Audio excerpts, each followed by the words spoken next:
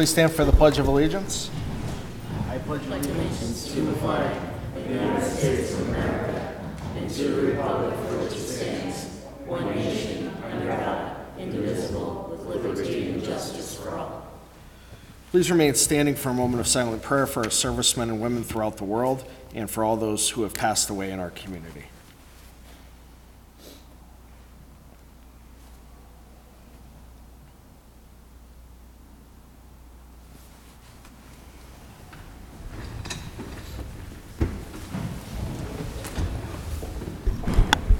Roll call, please.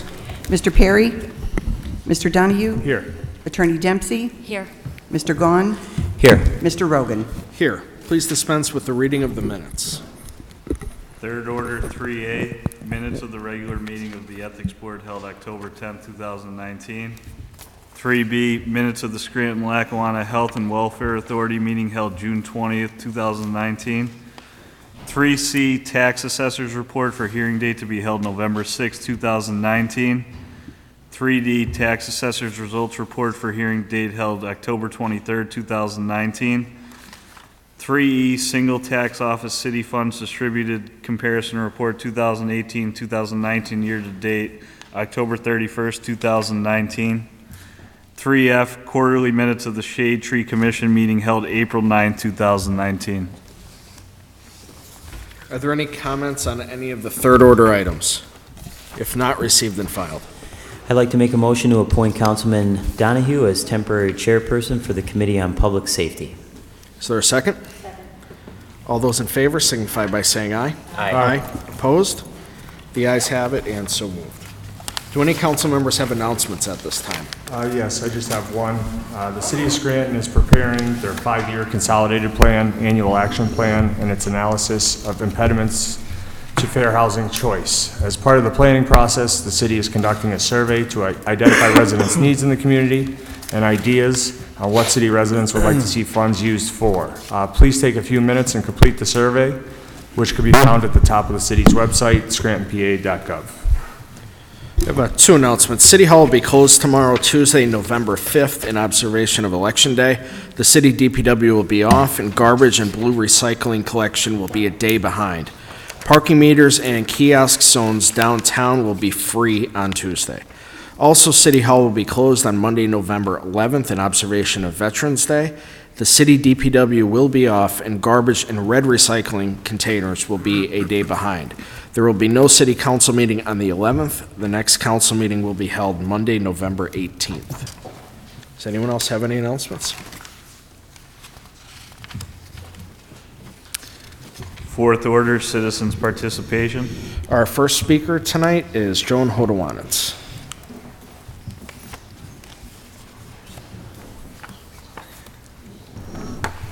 Joan Hodowanitz, city resident and taxpayer. I expect all God-fearing, patriotic citizens will do their duty and go out to vote tomorrow. If not, then... All right, what's the status of the MS4 permit? Did it get approved? The status is according to Mr. Bolzoni, as of Friday, the city applied for a 20-day extension. They were working with Herbert, Rowland, and Grubik, who's a company that the city hired a couple months ago to come up with the pollution reduction plan, and that's where they left it. Whether that was approved, I have not heard. He was going to let me know. Do you know what the issue was that we didn't make the deadline? See, per the city planner, the city submitted the application in the spring. DEP required some additional information. They were waiting on the pollution reduction plan. HRG, who's the company I just referenced, submitted some preliminary data to DEP. The city was waiting for feedback. I know that last week DEP was in to meet with city officials. I don't want to take up too much of your time, but I'll address it in fifth order as well. If you need to in Sure. fifth order. But that's the summary of it. All right, so we got an extension. And also in fifth order, somebody explained to me what's going on with the independent audit. That's overdue. And ethics board, you should have seen in the third order our minutes from October 10th. I've already submitted, or we will be submitting on Friday morning, the minutes for October 24th. Our next meeting is this Thursday night, 5 p.m. in the governor's room. And speaking of the Ethics Board, we're rapidly approaching the point in time where we've done all we can do without having a staff, without having office space, without having office furniture, and without having money. This is my suspense roster, okay? So once we run out of things to keep me busy, I'm going to be running around City Hall taking names and kicking ass and kicking doors, okay? You all thought this was a wonderful thing to do. I see all the political commercials. Yay, yay, Ethics Board. Okay, let's see if we can put our resources where our mouth is, you know, because all we are is a paper tiger until we get resourced. End of that discussion. Now, one of the things I asked for and I got was a copy of the vehicle use policy and the gas card policy. And I don't have much time, so let's just talk about the vehicle use policy. Have you all seen it and read it, dated August 9th? Please explain to me paragraph 2 applicability. This policy applies to all non-union administrative personnel. Is that code for department heads? And if so, where's the policy for the rest of the city employees? So what's going on here? So that would be anyone who's not in a union, department heads are one of them, assistant department heads, and there are other at-will employees. We could check with the administration why union employees aren't mentioned in there. Which brings up another issue, okay? If it's going to be something in the union contracts, I've requested for the Ethics Board copies of all the union contracts with all their amendments, but I'd like to know why the contracts, which should be public documents, are not online. I want to know why all city policies are not online. There's a whole lot of stuff that should be online for the public to review and observe. You want accountability, you want oversight, you want transparency. Let's start putting our resources again where our mouths are. Enough talk, let's get it done. Do we have a fleet manager or not? No, we do not. Then why do we have a fleet manager in this vehicle use policy in case of an accident? Well, I think the thought process, and again, I can't speak for Mayor Evans, was that in this budget coming up, they were going to restore that position. Well, let's hope so. But in the meantime, you got 5 months with a policy that doesn't mean squat. You know, you need to look at that importantly. I'm glad that today we'll be getting our 5th member of the Ethics Board, so we'll be up and running with 5 members. Like I said, we need money, we need office space, we need office furniture, like a locking file cabinet for information that's going to be sensitive. And by the way, where are your statements of financial interest? Have you all filed them with the city clerk? Yes. Okay, because we're requesting those because we're required to review them. So that includes Glennis Johns over there. Thank you. Dorothy Dietrich?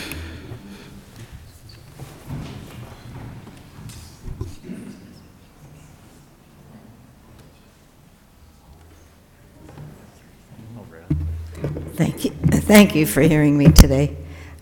We have a place in Scranton called the Houdini Museum. I hope you've heard of us. It's on 1433 North Main Avenue. And we've been there for 30 years. And I don't know if any have been around long enough to remember what it looked like 30 years ago, but I'd be happy to show you.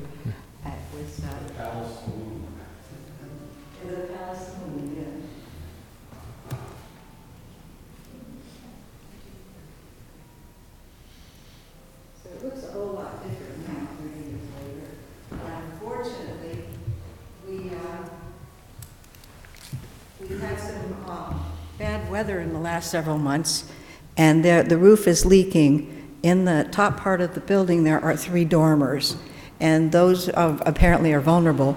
So when it rains outside, it is raining in the building. We have buckets in the attic. We came downtown to get a permit, and all these 30 years, whenever we needed some kind of repair done, we usually come down to the office, get a permit, which you could do as the owner of the building. You could be the contractor. And so we were told that, no, you can no longer do that. You have to hire a licensed contractor. So we got on the phone and tried to find people to do it, and we hooked up with Bradshaw and Sons, who is a licensed contractor of the city of Scranton. He said he's been licensed for 20 years, and he would come down to the license office, get a permit, and get it started. So we went with him to the hardware store, got all the parts that we needed, got that all done, and he said, all right, let me go downtown, get that taken care of, and I'll be back. And he left his worker on the roof to get something shored up. And we assumed that everything was fine.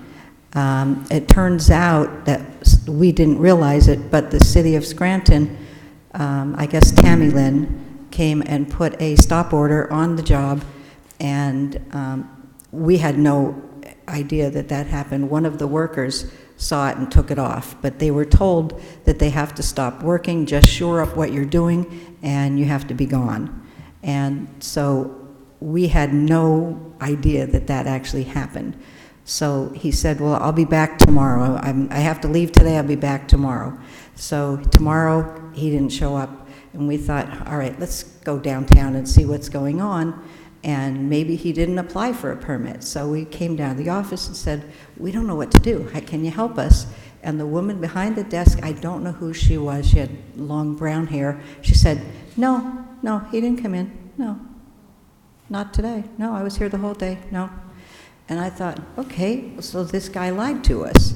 And I asked to talk with the person, another person in the office, to find out, what do I do next? Because I need help. I need to know who is officially a contractor in Scranton that's licensed. And so she gave me the list. And now Tammy Lynn had heard the conversation where the other woman said that Bradshaw was not there that day. So now I leave the office, get in the car, and I called on the cell phone to Bradshaw. He says, yeah, you know what, my city license had expired, and so I had to reapply. So then I thought, that woman, she's the one that said he doesn't have a license. She looked him up. Now, she was the person he spoke to apply for the license. And she said that in front of Tammy Lynn, that no one was here. And I thought, then I called Tammy Lynn back, and I said, don't you think that's odd? I don't know what to do. I don't know what's going on. I don't know why that happened. But anyway, regardless of that, we still need the roof done, and I don't know what to do. Where does it stand with the contractor that you hired? Does he have his license, or? We did get in the mail, we got a fine for $700 for work that was started without a permit. And so we explained to Tammy Lynn we had no idea that there was a stop order. And she said, well, we'll try and figure something out with that. And then we got another letter from that office, from, I guess, the director at the office, who said that we needed to get a commercial contractor, not just a contractor. You needed a commercial contractor, and you couldn't get a roofing contractor. You had to get a general contractor, which seems silly to me, because it's a small building. It's a house. It's not a big commercial project, but we are commercially zoned. So, please help, because the weather is changing, and if we don't get it done, we're going to be through winter. And so my advice to you would be, first, if you paid the current contractor any money at all to get your money back, and I would even consider contacting the Attorney General's office. They have a contractor fraud hotline. I'm not worried about that guy. I'm worried about getting a permit to fix the roof. Honestly, I'm not worried about the contractor, because he didn't do much work, and he got paid for the day, pretty much. Well, you would need to, in order to have a contractor that could do the work, you would need a commercial contractor. Nobody wants the job because it's just a roof repair. It's not a roof job. And I'm telling you, one call after another, they're too busy, they're not interested because it's Scranton. They said, we can't deal with Scranton, I'm sorry. Right. We can't refer you to somebody as far as a contractor goes, but we can't give an exception for you to do it yourself, it would have to be a commercial contractor, but the initial contractor should have known that if he's licensed and, if. Well, he thought a roofing contractor, he's a general contractor that also does roofing, so he assumed that would be fine. Yeah, he should know the rules. He's the licensed professional, not yourself or not any of us up here. And he should be responsible for those fines, not yourself. The continuing problem is that I can't get a commercial contractor that's interested in doing such a small job. That's the standoff now, and do I have to just go on my roof and do it myself and hope I don't fall? That's fine. I can do it. I'll figure it out. YouTube knows how to do it. I'll figure it out. As far as helping with a contractor, that's not something that we can help with, but I do think if everyone agrees that we could inquire with the licensing inspections office regarding those fines that you received. You certainly shouldn't be responsible for them because you did do the right thing, calling somebody who you thought was licensed to do the job and a professional, and they didn't know the rules or didn't care to follow the rules. That shouldn't be on you. So we do have your address here and your information. So could we send that to Tom Oleski's office first thing tomorrow to see what can be done regarding those fines? And we'll see if he has any guidance as far as somebody that would be able to do it. Interested. But finding contractors is difficult. But so we will do that, and we'll be in touch with you. Thanks. Okay. There is a word for what's going on. I don't know how to spell it. It sounds like this. Please help, guys. Thanks. Thank you. John Bravo.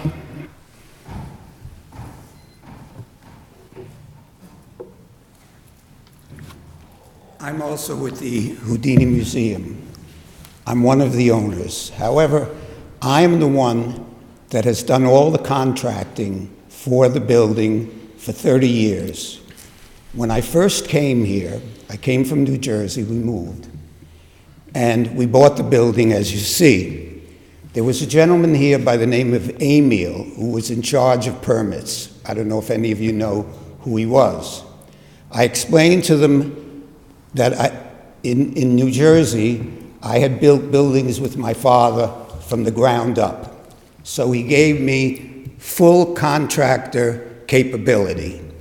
I hired the plumbing person, I hired the electrician, we called in the inspectors, and everything was done up to code. And anytime we needed a permit, I would apply and I would get a permit. Okay, now we are considering the necessity to move out of Scranton because we cannot get this building repaired. The lady that put the fine on the wall, we were in the building. She never asked for us. She never gave the document to a human being. She just pasted it on the wall and took a picture of it and left. So we never knew that that was placed there. I'm sorry if I'm a little nervous, I apologize. We have a built thing. I am now living in the building, so when it rains, it partially can rain on me. We cannot get a contractor to come, a commercial contractor, whatever you call it, to repair the building. Some of them say it's corrupt. Some of them say they cannot get a permit. As you know, the former mayor is going to jail for selling permits or whatever it is. I don't know the full thing. It seems I even have gone on the internet, and there are these sites that say, put your name and address, and we will get 10 contractors to contact you. And you put down that you're a business, etc. We have not gotten one reply. Nobody, we cannot find a single person to do work here in Scranton. We're in a real quagmire. And you saw the building, how it looks when we bought it. This is Joe Posnanski, a famous New York Times best-selling writer. We're mentioned in the book probably 100 times. Look what they have in the flyleaf. How the building has been now since we have been able to fix it and repair it. We are asking for help. We cannot get, there is a contractor down the block that I have known for 20 years. Sal is his name. And I called him up. I said, we need help. He said, hey, buddy, anything you need. Okay, he's on your list. He sent 2 roofers over. They looked at the problem and they left. Whatever happened to him to get a permit, and this happens with every contractor we call, he will now not answer my phone. So I don't know what's going on, but we don't know who we have to see or pay or what, but we're begging for help. Like I mentioned, we are going to contact first thing tomorrow when the department opens, the director of the Licensing and Inspections Department, and see what we could do for you. Like I said, on the fines, that certainly should not be on you. That should be on the contractor. And again, I would advise you to reach out to the Attorney General's office regarding what happened with the first contractor as well. But we will get in touch with that department. If a permit was... we have been there, by the way, numerous times, and we hit a stone wall. We will make them aware, and somebody will be reaching out to you. Okay, thank you very much. Thank you. I appreciate your time. Thank you. Bob Bolus?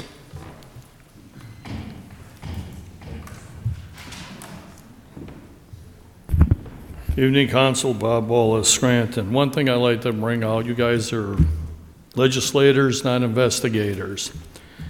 Okay, and I'm going to bring something up here that I believe has to be brought up, and I'm going to be very straightforward. Don't believe fake news.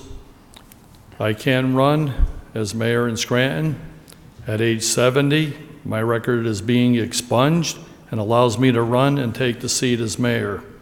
And that's in the process, and I'm over 70, just so anybody doesn't know that.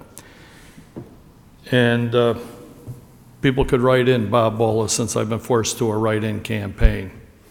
I stated this because I believe in my city and I believe in my people here. Okay, so putting that behind us. Put the gas nonsense behind you guys. It's ridiculous, it's time-consuming and money spent needlessly. You're not going to recapture a damn thing. Take your issue and start forward. Implement your programs today. You already screwed up. Everybody on this councils before, have screwed up and let this go on. It's been going on for years and years and years. So get your heads out of the sand, implement an issue today. And all this nonsense, let's get in the paper, let's show what we're doing. Kyle, you were at the school district, you and Paige, did anybody over there ever audit the gas cards that they use? Probably not. So this isn't something new in the city of Scranton. It just happened to come out because Chief DeSarno was given permission to use a vehicle and was involved in an accident. And it's simple, his boss gave him permission. And permission granted is permission to use is it, that's it, there's no other game. So let's put it behind us. Did the other issues coming up in here that have really been annoying me is you got to end this rain tax nonsense. The mercantile business tax, get rid of it. You have to do no payroll tax. We're trying to find ways to do this and do that, but what you're doing is screwing the little business guy the most in this whole deal. The big guy gets away with gross, puts on his payroll tax, maybe has 6 employees and he's making $10 million. So who you screwing? The poor little guy with a butcher shop or a little convenience store? That's who you're putting the screws to. So look at the numbers. If you want to change it, get rid of the garbage fee, put our assets to good use, which we don't do. Let's put a 1% fee on every student at the university, at Marywood, at the college. Put a 1% fee on their tuition. That'll take up almost all these expenses I just brought up. So it's simple. It's simple economics, if you have what it takes to do it. Oh, we can't step on the toes of the university. We can't step on the toes of Marywood. Yeah, we can. And as mayor in this Scranton, I'll guarantee I'll step on their toes and we'll bring the city back to where it belongs. And that's what everybody will do here. If I am a mayor in this city, council and I will be accountable because I won't miss a meeting. And I'll come right to your faces just like I am today and I have been coming for years. It's accountability. and bring up another issue. How do you fire a councilman? Bill wants to know how you fire anybody in the city. I like to know how you fire a councilman for not doing your jobs. So there are a lot of things out here we need to do. You know, I brought up Nayok Park. You guys are willing to settle for $1 a day. I brought up the injunction I got filed that'll be heard in December. It's $500,000 a year I want, not $100,000. That's putting the screws to the people in the city of Scranton. Money goes toward Nayok first. The rest of the money goes toward taking care of the taxes and the people in this city. Yet you guys want to play around, worry about a stupid gas bill that's long overdue and long gone. There's no efficiency there. You let Jim Mulligan get away with thousands and thousands of dollars from the sewer authority in medical fees that was illegal to do, yet you won't go after him. Yet you want to go after everybody in other areas, but you won't go after the real money. That's what you're here for. You know, there's no such thing as selective enforcement as far as I'm concerned in the city of Scranton. You have to do it. You know, and one thing I do object to is anyone using council or the mayor's office to further their own advocacy or their own agenda. This is about the people in the city of Scranton that we're going to be here to represent. And if you can't represent the people in the city and not represent yourself, then stay the hell out of here. Because I'm sick of listening to it. I'm sick of seeing it all over the city. And everybody worrying about their good name and who's going to talk about them. You earn respect. You don't demand it. And that's what's been going on here long and long and long. And it's taken us right down where we are today. You have to look at the parking garage, the 500 parking spaces. I talked to John Basiliga. He has nothing to do with it anymore. It's the parking authority. Go get our 500 spaces back and put, instead of the people paying the park and getting screwed over by the parking garages. Thank you, Mr. Bullis. I understand that, and you know tomorrow's election day, and everybody should get out and do their duty if you want to straighten Scranton out. You have your choices. You got all 8 of us. Thank you. Les Spindler?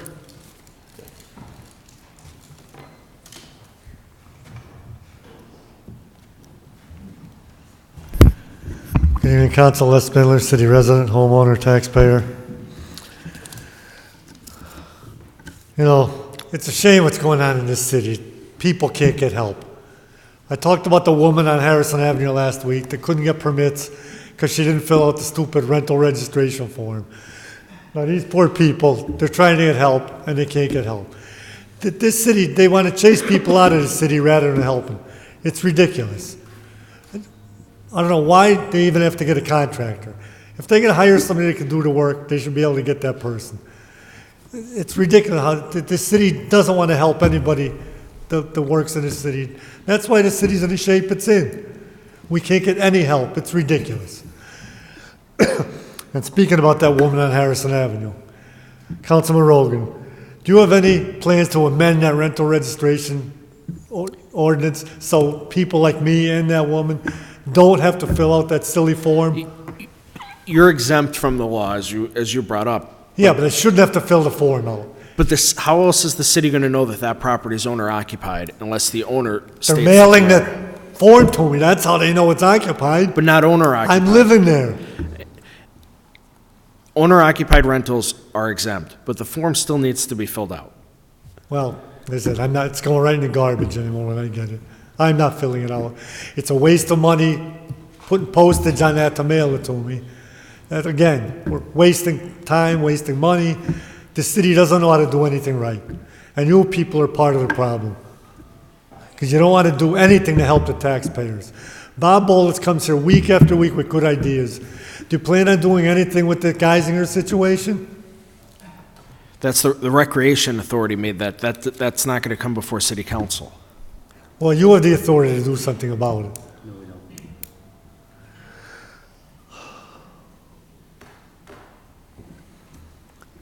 And that's all I have on that right now. Anyway, coming up this Sunday night again is another wrestling match at the Marketplace of Steamtown. It's a dual promotion between PPW, which my daughter is a part of, and Impact Wrestling, which has some WWE wrestlers in there. There's a meet and greet at 5 o'clock First match starts at 7. Last time in August, it was an overflow crowd. I was talking to the head of security at the mall the other day, and he said they expect maybe more people this time. So if anybody likes professional wrestling, they put on a great show, 7 o'clock, Sunday night, right outside Crunch Gym. The ring is set up. So we hope to see everybody there. Thank you for your time. Thank you. Scott Thomas?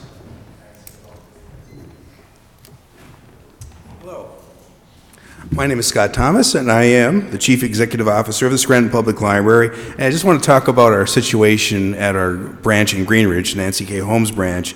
What we have there is folks park at the 1500 block of Wyoming Avenue, and they basically want to use the library, and they're getting out of cars and with their strollers and their walkers and things like that. And the traffic there is really bad at the corner of Greenridge and Wyoming. People speeding through there, and I've seen it myself, tractor trailers whipping around and things like that. And I do know, staff tells me about it, the neighbors tell me about it, I've seen it myself. It's a pretty dangerous situation. And I know a new light's going to be placed there, which is a good thing. But really, if you think about I think I'm pointing in the right direction, the Mulberry Street corridor up by the University of Scranton, you know when you're driving through there that students are going to be crossing and you go slow. And really, it's Wyoming and Greenridge in that sector there is a state road, but the city also has a role to play. And what we really want is for all of us to get together, the city, PennDOT, and the library, and say, what can we do to solve the problem? How can we kind of have a series of signage and markings that can solve the problem? And the library is willing to do its part.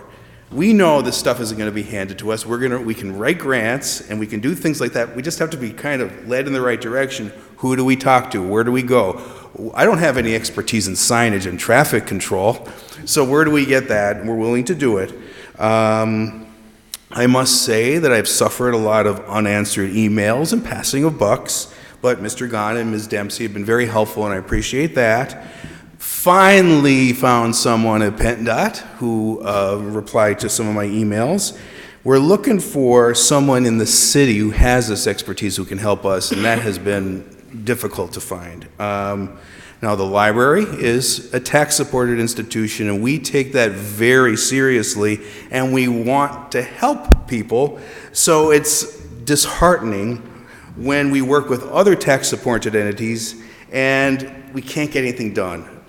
So we just want to get something done for the sake of the safety of the folks that use the library. So if you guys can kind of point me in the right direction of someone in the city government who has expertise can help us with this, and we're willing to do whatever we can to get it rectified with signage and pavement markings and things like that. That's all I have. So, thank you. Thank you. Ron Oman?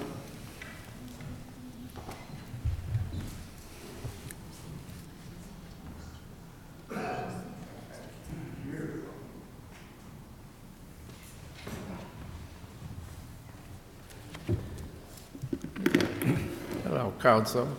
Barry Walsh. We got to quit meeting this way, you know that. Yeah. You know, quickly, last week I mentioned about the volunteers that nobody ever seems to appreciate. You know, Mr. Bolus doesn't get a paycheck for his time and expenses. I just thought I'd mention that. This city needs more people like this to volunteer. I was talking to a man this morning when I was walking the dog, was emptying up at the park. And he's cleaning up and all just to have something to do. Not getting paid for it. He's cleaning the park and picking up bottles and all. there's some deliberate vandalism there. They have cameras. I don't know why they're not on. If they were on during the summer, they would have caught some of this. Well, people, I don't know what we're supposed to do. There's an election tomorrow, and all I hear is this array of candidates are sort of weak. You know, I complain nobody comes in here, well, except a couple independents. Nobody writes letters. It didn't seem to stir them up a bit. It seemed like if they don't have any interest in this city, why should they have an office in it? That's the way I feel. I am sort of interested what the three ladies are going to do. You know, I don't mean to attack Jessica, but she doesn't have a platform. What should she going to do up there when she won't say? She doesn't know. She doesn't have the knowledge to be up there with you people. Then we have Debbie.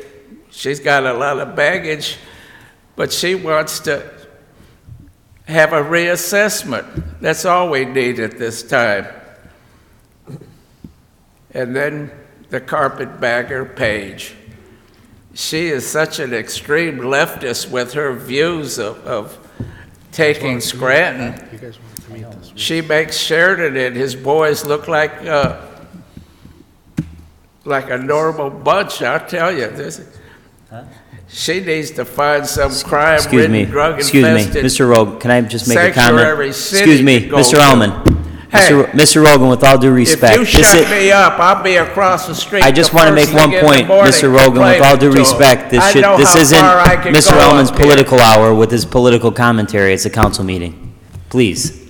Candidates, other people have expressed their opinions. Although we may not agree with some of what is said, people are allowed to express Hey, I their just opinions. said it. I know how far I can go and what I can say up here.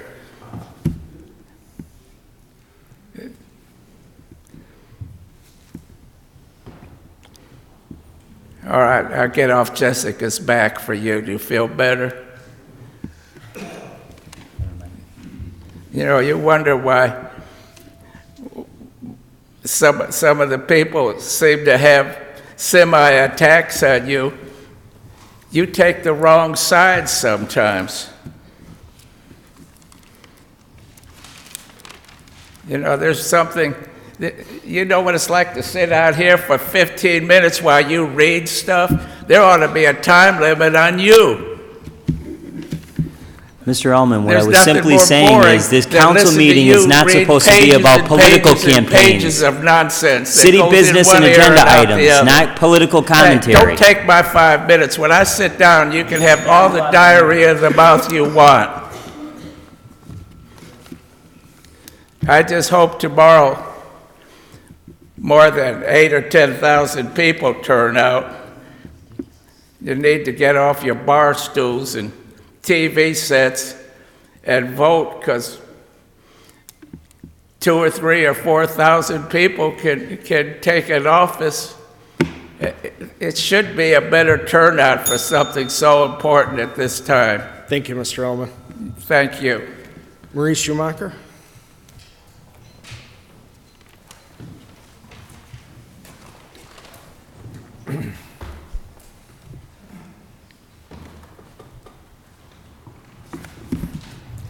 Marie Schumacher.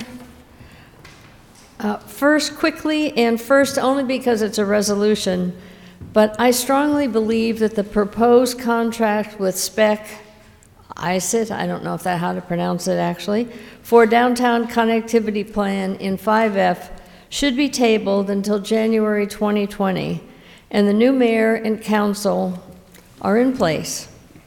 As this resolution has potential to require massive spending in the future, I think it is only fair to leave it to them in January. Now, I would also suggest, it's budget time, that each of you go back to the budget of 2011. It's available on the Business Administrator's website, and see the detail that was in that budget. That's what we need to have an intelligent discussion, not all of the consolidation that we've been seeing more and more every year. So look forward to seeing what the budget contains. But on to the big issue.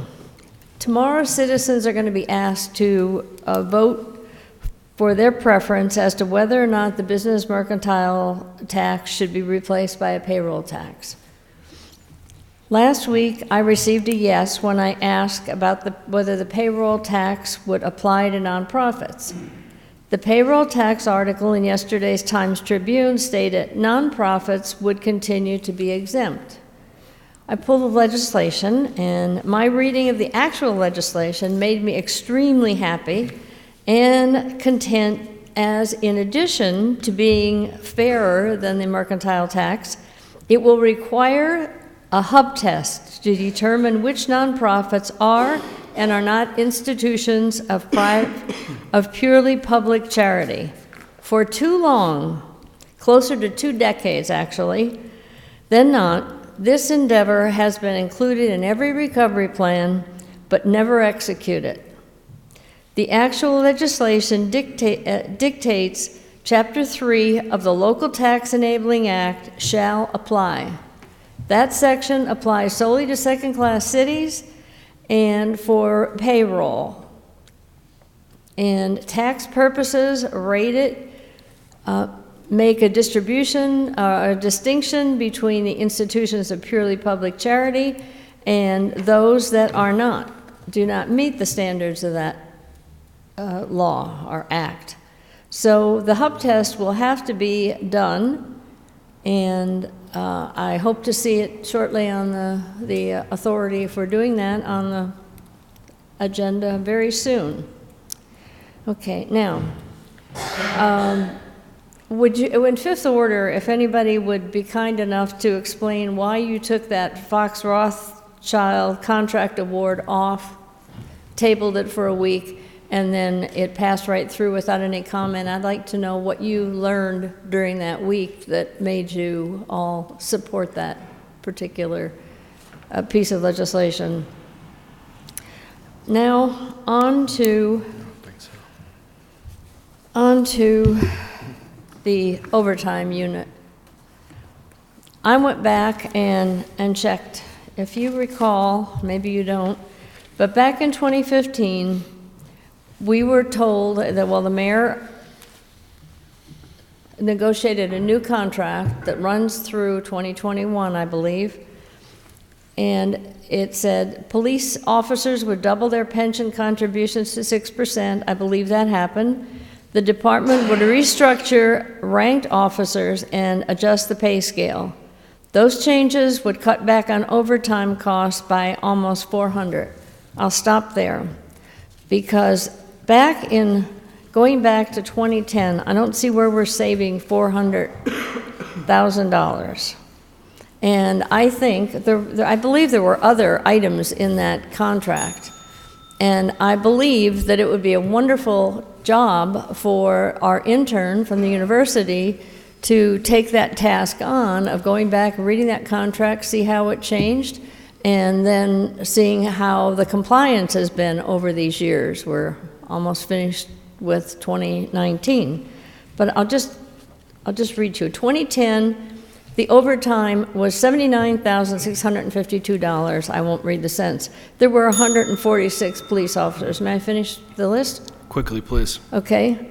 2011, $304,652, 150 police officers. 2012, $635, I'll just read the $100,000s, $635,000 and change, 140 officers.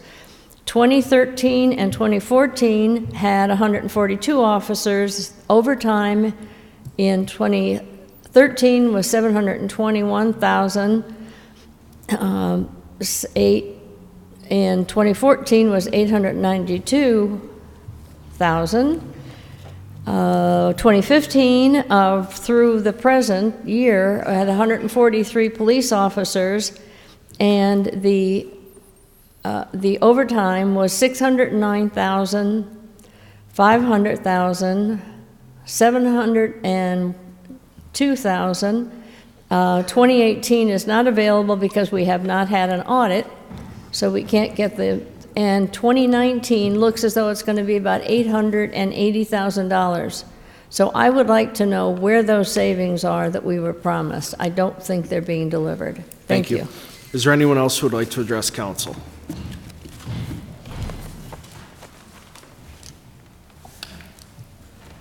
Hi, Norma Jeffries, Scranton resident. Maybe I'm out of order here, but I don't know, so you can let me know.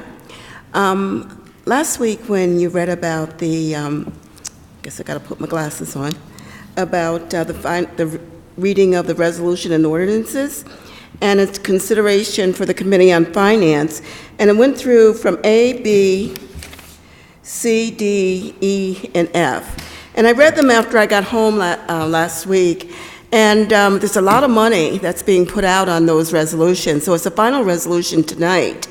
And my question was, and the thing that came to my mind is, who follows through on this? And how do we know that this money is being spent wisely? I do know that one of the articles is that they're going to be putting lights in, so we as citizens can see where those lights are. We can see where the elevator is, but when it comes to the gardens, let's see, it's $100,000, I think, down for Southside. And I was wondering, like, how do we as citizens know where that money is going and how and who is accountable for that money that's being spent? That's almost $1 million that's being spent here, and that's my question tonight. So these are all state grants, and there's a process in place within the state that the applicant puts in, and it's monitored through the different offices within the state. The city just serves as a pass-through for these types of grants. But the state is who oversees them, not the city. Yeah, I understand that, but I also think that someone has to be accountable to the state for that money. They're just not going to give you the money without us being accountable and reporting back to the state as to how was that money used and what was the results of that money. That's what my question is. I know you have to be accountable to somebody. I believe as part of this grant process, there has to be an audit performed once the project is done. So the money is accounted for. How you would get your hands on that, I don't know off the top of my head other than to request it from the state. But I know OECD administers, on behalf of the city, administers this whole process, as Mr. Rogan had mentioned. It just seems like it goes into a deep hole that I, as a citizen and other citizens, never really know what happens. So we may see the results of it if you're aware of it. I'm aware of it now. So if you're not aware of it, where does this money, who's accountable for this money? And that's my big thing. And we haven't been approved for these grants. We're just authorizing the city to be used as a pass-through for these organizations to apply for these grants.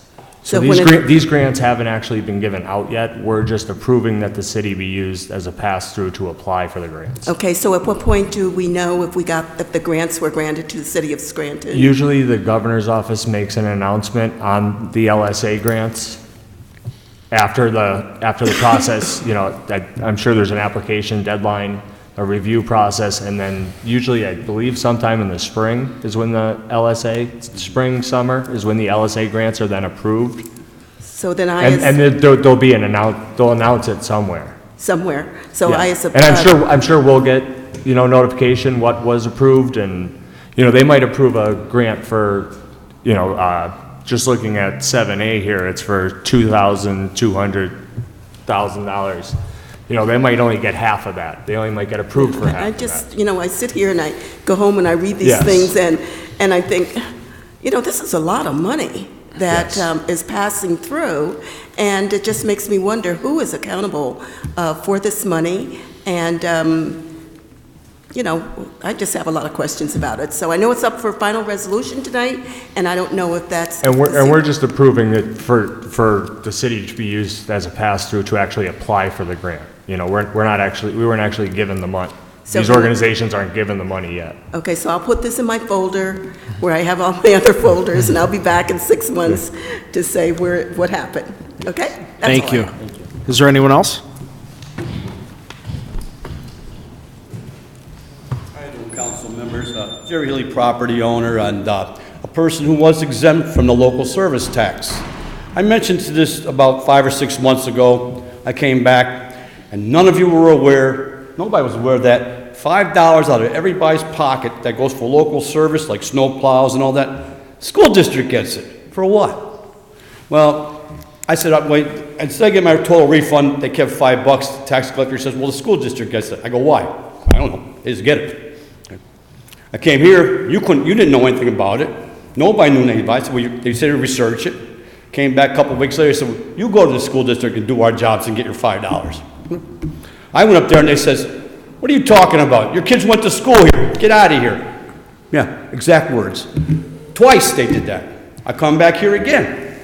What's going on? Hey, when you misappropriate funds, local service means like shoveling snow, fire engines, people come to town. What does a school district get $5 out of every person that works in Scranton for the last 10 years? And I asked them, what account does it go to? They don't know. It's a secret account. Maybe it's that, like the guy who ripped off everybody, the school directors and all that. Maybe they got like our secret fund that, and maybe some people were in collusion with them in the tax office here, but it's only $5 a person. Multiply that times everybody that works in Scranton for 10 years. It's a lot of money. And they don't even know where it is, and you don't even know where it is, and you want to take more money out of our pockets. You know what I'm saying? I mean, I'm a 63-year-old cancer patient. I don't know about you, but I'd like to have that $5 right now. I mean, it must mean nothing to you, and it's like a piddling amount, but hey, if I could take $1 out of everybody's pocket in America, I'd be a very wealthy man, you know what I mean? And it's the same principle. I want to know why nothing's been done about it. Did you find out yet about the local service tax, why $5 is diverted out of everybody's pocket to the Scranton School District? Did you anybody find that out? You said you were, back in June. Any answers? Yeah, so you just ignore me, And it's the truth. You didn't even know you were just taking $5 out of your pocket, did you? No. And you even said that. You weren't even aware of it. You still aren't aware of it. I mean, just pretend it's not happening. I can prove it, and you could call a tax collector. Can you give me an answer? You would have to go to the tax collector's office. I did. He says, go to you. You said, go to the school district. They say, we don't know nothing. I don't know why the tax collector would tell you to go here, because council... They say, don't, because they won't see me. Council doesn't have anything to do with You tax passed a collection. law for local service taxes, didn't you? Council does, yes. Yeah. And in that local service tax law, did you say school district gets $5 of that? I don't have it in front of me, but Exactly. I said that to you 5 months ago, and you still don't even know what you're talking about. You still don't give me an answer. If I come back in 6 months, will you have an answer now, then, or no? If you go to the tax office, they could probably give you an answer, but council... What local service does the Scranton School District provide? You ask the school directors. You gave them the money. I don't know why you're passed coming... the tax, and you're diverting, you're misappropriating funds to them. I pay Scranton City school taxes. Everybody does. Why did they get $5 more? Matter of fact, people from North Pocono that work in town, why are they paying Scranton City School District for? Are they going out with a shovel, and shoveling parking lots for people down there at the, you know what I mean? Why can't anybody give me an answer on that? Council is not the right place for this question. What does the law say about local services? I don't know why. I don't Yeah, have you it in don't know. front You of only me. passed it, right? We don't have every piece of legislation we ever passed in front of us. Yeah, but I asked you specifically twice this year to find out something, and you said you would. You even gave me phone numbers to call.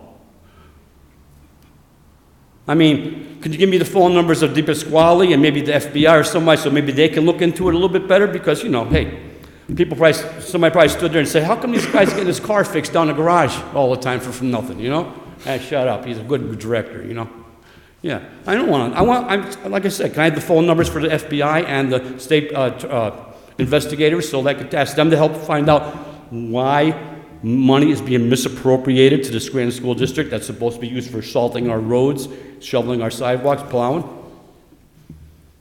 I mean, can you do that? Can you give me the phone numbers of your contacts with the FBI and the state so I can contact them and say, would you please do your job, maybe? Because I've been here twice already, and I still didn't get my $5 back.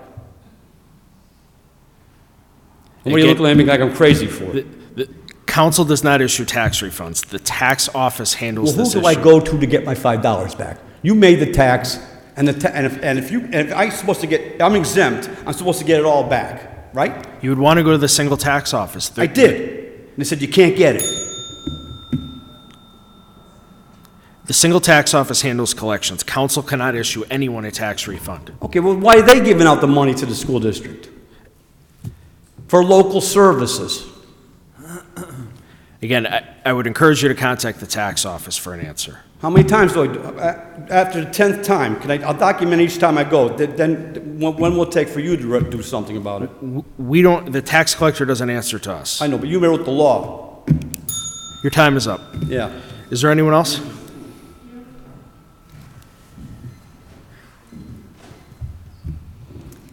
Hi, Council. Glennis Johns, North Scranton. Also, I just wanted to say that I'm actually very excited that I'm going to be on the Scranton Library Authority. I'm looking forward to this appointment, and I hope that we can get everything settled with the branch over in Green Ridge. Just a small, quick anecdote. I've been going to the library my entire life in the city of Scranton, so one, would love to see it safe for people to walk there, and two, about the position. I'm excited to be on this board because I noticed as I wanted to request books, there's often a lot of times where the authors that I request aren't even in our library system.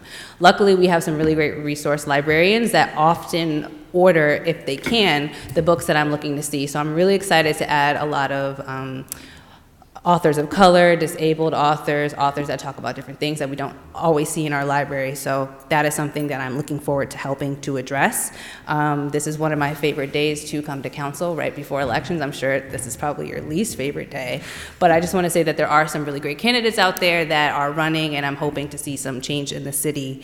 I also wanted to just kind of comment on some of the things that were mentioned today, and I hope that we can figure out what's going on with the Houdini Museum. That's also been another staple of my childhood, and I would hate to see that history kind of get damaged by the rainwater. And it seems like they've been following code for 30 years. And I think because it is kind of a public institution, it's a museum of national history, we should do something to kind of save our tourist-making attractions and also, make it accessible for our community and open it back up again. So I hope that we can do something to actually repair the museum, because I would also love to make another trip back there too. So shout out to you guys for doing that.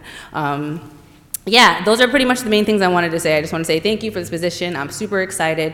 And also, just to comment for the gentleman who mentioned about his $5, I don't know how you can get that, but why don't you just give it up to somebody's lunch for the week? I know that you want to get your money back and everything, but our school district is going through a lot of turmoil right now, and it's kind of a little bit upsetting to see someone fighting over $5. I'm not saying that you don't need it. Trust me, I'm a broke college student. I could use the $5 too, but you have to remember that there's students there that aren't getting fed every single day. There's teachers there that are taking 2 and 3 jobs so they can teach, and then also considering losing their jobs and everything. So for someone to come here and be like, I really want my $5, when they're scraping money together so kids can get on the bus, so kids can eat, so kids can learn and get all of these things, and it's kind of disappointing to know that you had kids in the school district who probably had a decent education if they're coming out before the early 2000s, but ever since then, if you saw the PSSAs and all of the standardized testing, we're scoring the lowest in the district. So we should really actually focus on getting our students to a proficiency level that makes them upstanding citizens, so that way we can have a new generation taking care of our city, hopefully filling positions like this, hopefully working at the DPW to do those roads, but we can't do that if we can't give them a high school diploma. So those are the things that I care about. So I really hope that we appoint people to the school district that are going to make some real changes, that we're going to appoint real people to council that are going to do some things, real people to mayor that are going to do some things, and not care about people for their color, for their sexuality, unless they're doing something for the city, because I think that's where we need to be. So I just wanted to say that before Election Day, because I see what's going on. I'm a resident of the city, and I made it a point to come back here from New Jersey so I can participate in our local politics. I'm also, young. I'm 26 years old and not afraid to say how old I am. And it's just really crazy that most people my age don't participate in politics. And I know we shouldn't talk about it. You were saying, don't mention anything. But I think this is a public forum where people should be informed about issues and attitudes on the city. And yes, sometimes it's a little bit negative, but I think a lot of people look to city council meetings to see how people feel about what's going on in our city. And so I like to come with an open ear. You know, I'm sure it's hard for you guys to, you know, kind of be taking punches here and there. But I just wanted to say that. And I'm looking forward to the changes that we have coming in our city. I see a lot of great things moving forward. And shout out to Joan, because she's also holding it down. And so that's what I wanted to do today, just, you know, say thank you to the people that are actually working hard to make things right, and to the people who are stepping up, and to the people that are strong enough to say what they have to say about how they feel in the city. So thank you, council. Thank you. Is there anyone else who would like to address council?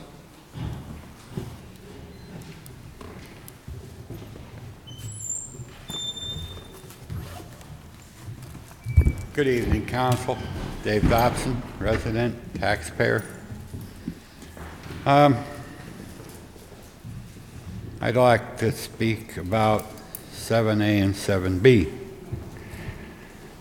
And as much as our colleges and universities could use the support, I'm often wondering, you know, we still have the conundrum with the sewer authority.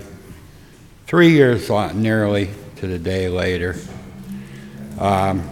since it was sold, and probably 5 years or more since the idea actually came up 2 years before Mayor Courtwright took over, and someone from council, the president, made an announcement that people from Dubai might be interested in helping us have a lower sewer bill.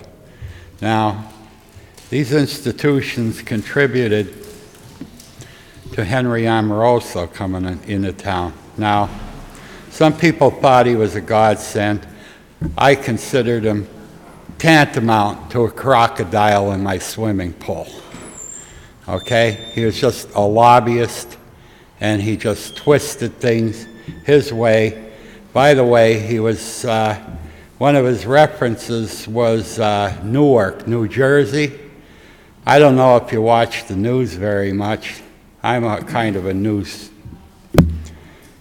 junkie. But, well, in Newark, New Jersey, after they sold the sewer authority, and they have very little to show for it, as Ma Schumacher mentioned back before the sale, now there's lead contamination in the water. And it's almost probably worse than Flint, Michigan. And the allotment of bottled water per household were 2 cases, that's about 48 bottles of bottled water that you could cook with or whatever. You really shouldn't cook with hot water from the tap, because it could leach lead out into water. Heat facilitates chemical reactions, and if there's lead in your pipes, which if you own an older house, there most likely is, and it can leach into the water, and if you boil pasta or something like that, it gets into your food. And this water in Newark is totally worthless for cooking, and maybe you can take a shower with it and wash your car. Well, we all know where that goes.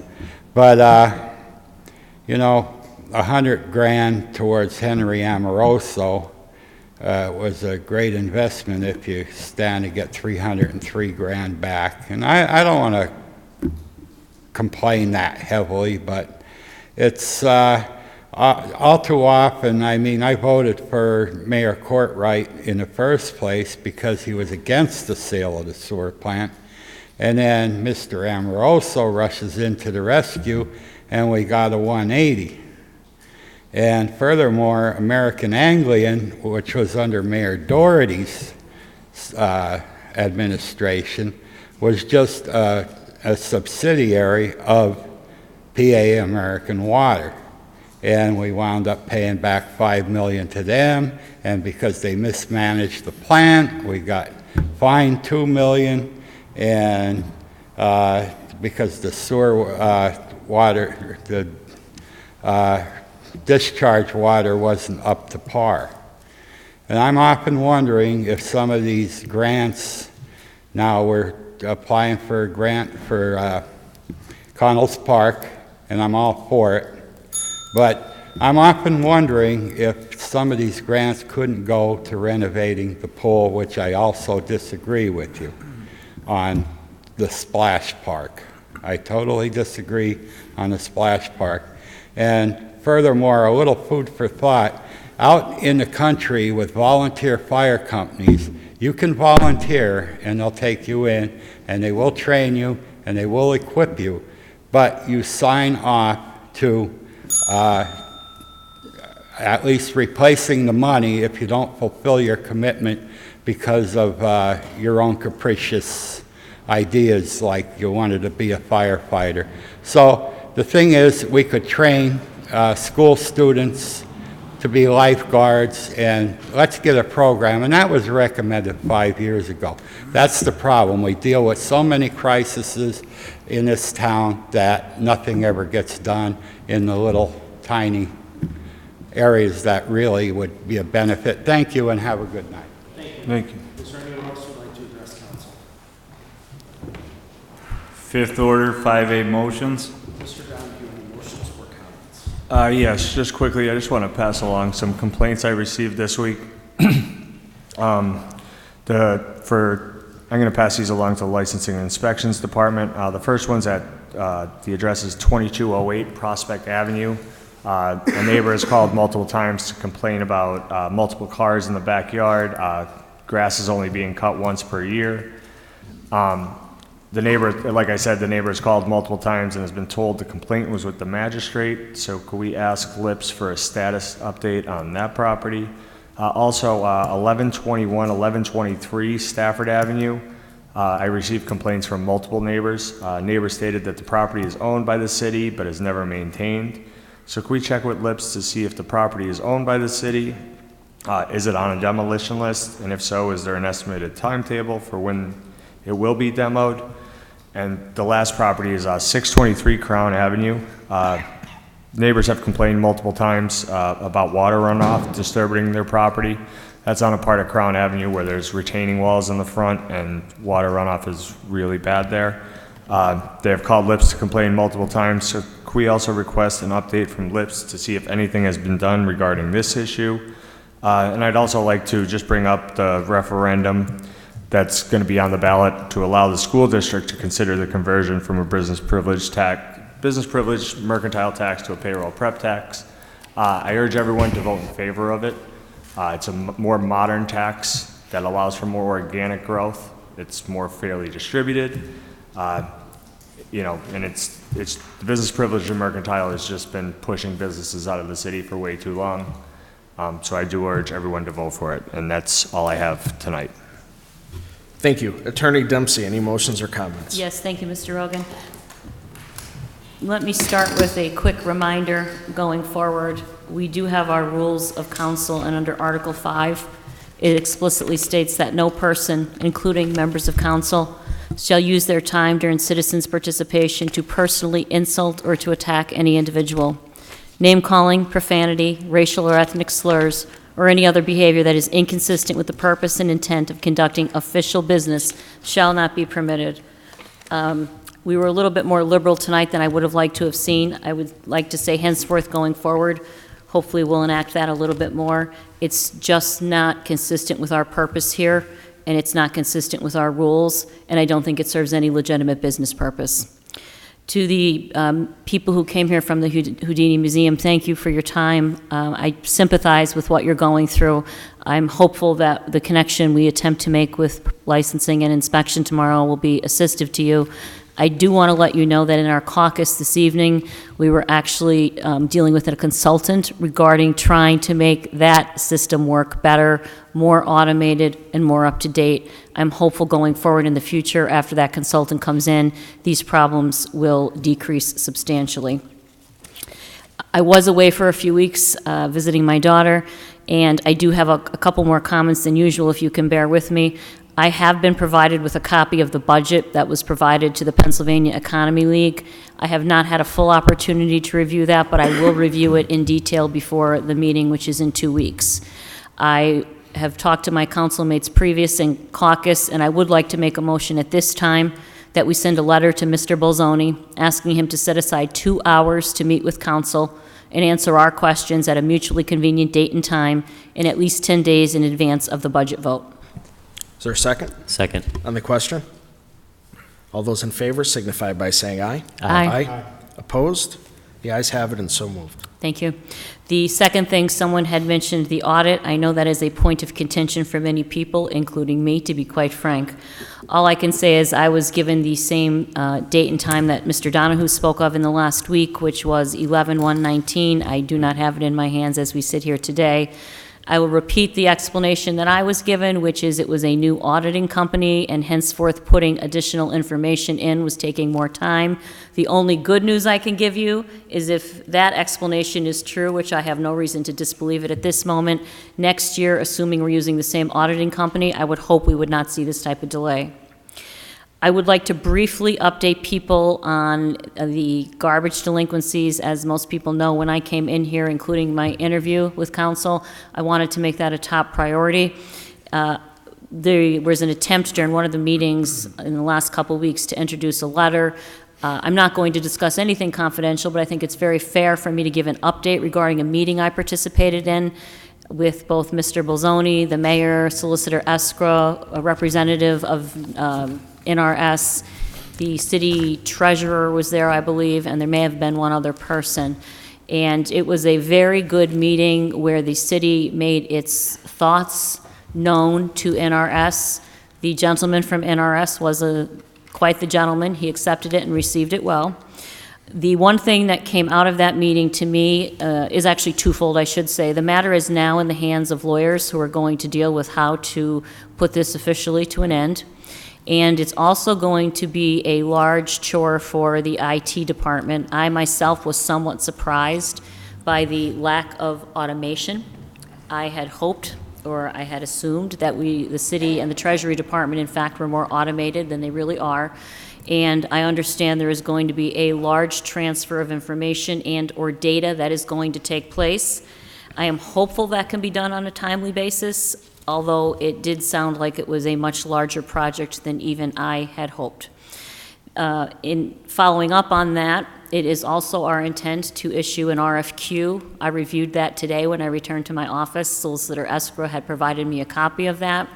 I was very pleased to see in there that it includes the obtaining of a firm or a company that is going to have a legal services component to it, who can aggressively and almost automatically seek some sort of repercussions against these chronic offenders. Those who have listened to me about this know I find this highly inequitable and highly unfair to the people who specifically year in and year out put aside that $300 to make sure they pay their garbage fee. And I know those people are out there because I've spoken to them.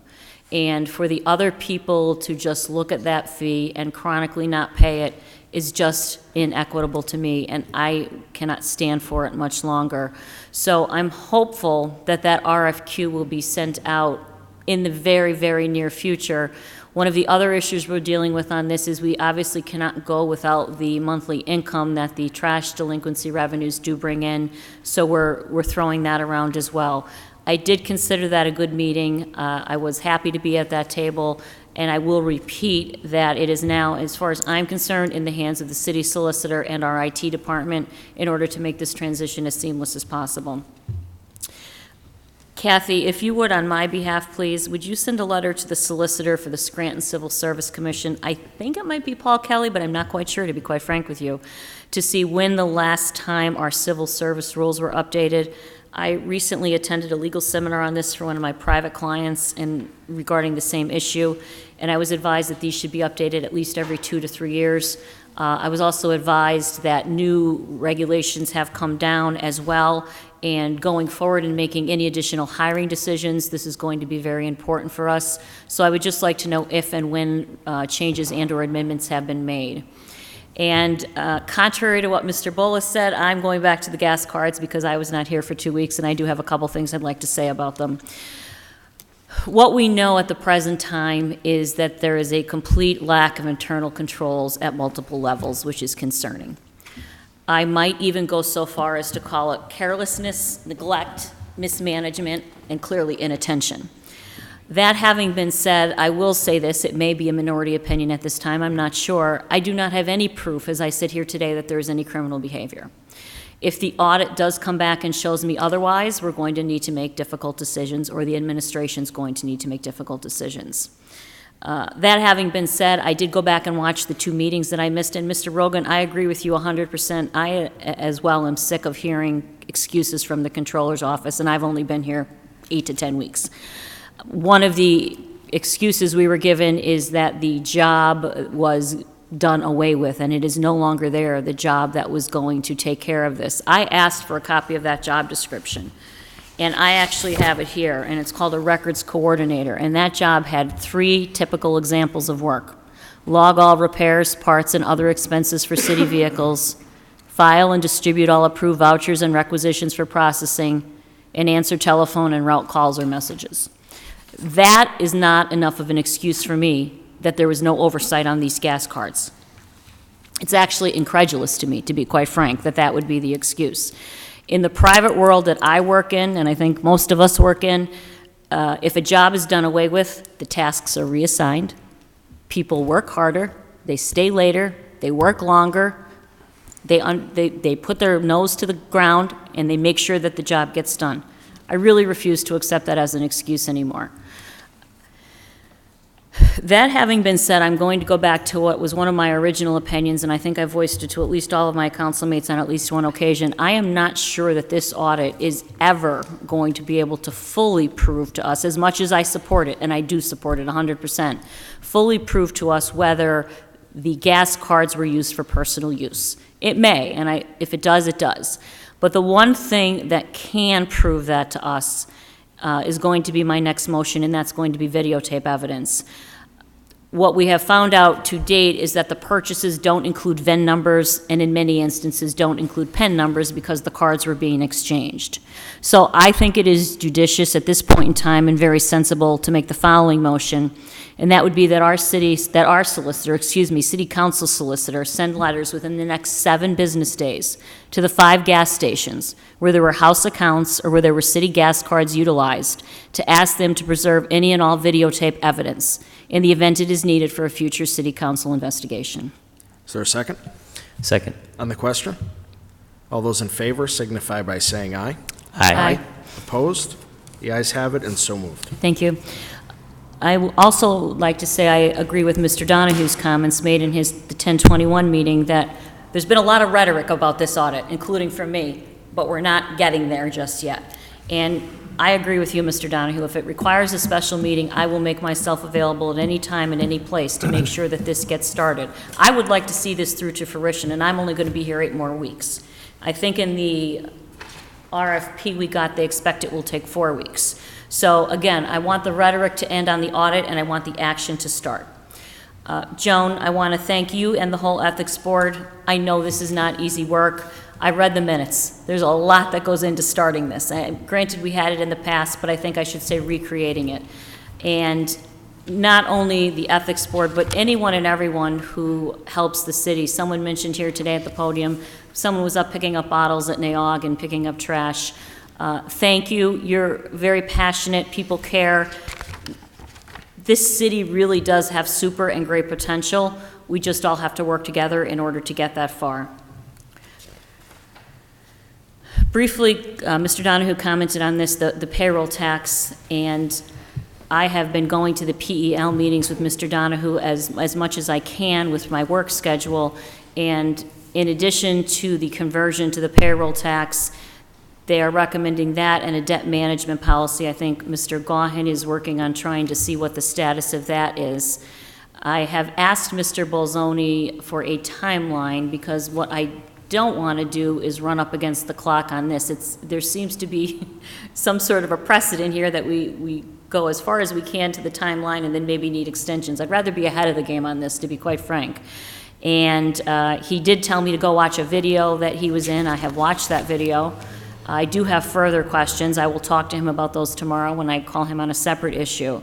But I do believe that the conversion to the payroll tax and the conversion to the debt management policy are some of the final steps that are going to put us forward, again, on the right track as we exit Act 47. I believe the time has come and gone, and I have not got an update on this, as to Chief DeSarno was supposed to update the mayor with regard to his expenses. I'll follow up on that unless anybody else has any status on that.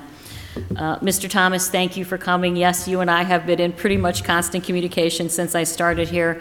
I think the most recent thing I was able to provide to you was the email last week from Mr. Pocius, our city engineer, which stated that at least part of that project is on the agenda for 2020. I will try and find out when.